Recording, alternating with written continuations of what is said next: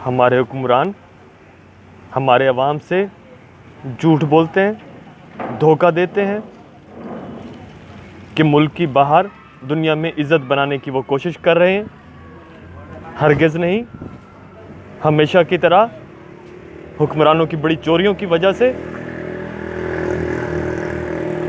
हमारा बाहर इंप्रेशन आज भी एक दहशतगर्दों जैसा, दहशतगर्दों को सपोर्ट करने जैसा, दुनिया के 4 बुरे तरीन मुल्कों जैसा। और इंडिया के साथ भी दुनिया का इमेज यही है कि पाकिस्तान उकसाता है और इंडिया को रिएक्शन में, डिफेंस में कुछ करना पड़ता है।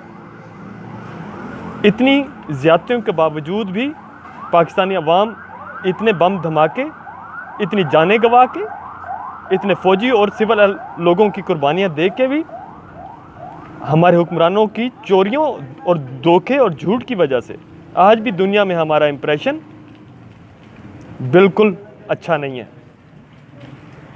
ये हमें खुश करने के लिए कहते हैं कि इतने स्टेप लिए और अब पाकिस्तान के ये हालात और ये हालात अच्छे हो गए। ना पैसे के हालात अच्छे हैं, ना बाहर हमारे इज़्ज़त के हालात अच्छे हैं। और इसका एक ही हल है, इन तमाम पुराने रिवायत वाले सियासतदानों को और इस निज़ाम को ख़त्म किया जाए, नए असल लोग लाए जाएं, चाहे ज़ीरो से शुरू करना पड़ेगा। पाकिस्तान अभी भी पीछे की तरफ सफ़र कर रहा है।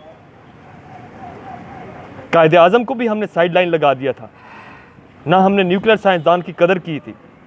मफाद परस्त टोलों की सिर्फ हुक्मरानी है और उससे मेरी वाज़े खुल्लम खुल्ला दुश्मनी है। और अवाम के हक़ में इनके ख़िलाफ़ जितनी भी मुज़ाहमत करनी पड़ी, मैं अपनी हद तक एज़ ए इंसान ज़रूर करता रहूँगा। असगर शाह, अल कुरैश, मुल्तान।